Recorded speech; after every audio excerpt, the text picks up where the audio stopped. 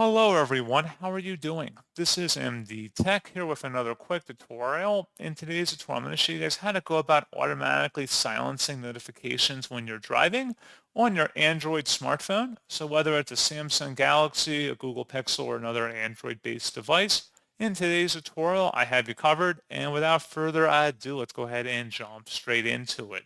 So all you have to do is swipe up on your home screen and select the settings gear button. And then you want to scroll down and select the safety and emergency tile. And now scroll down where it says silence notifications while driving. Go ahead and select that.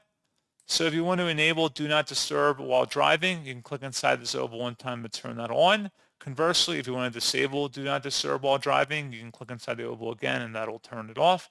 So pretty straightforward process on that, guys. And as always, thank you for watching this brief tutorial.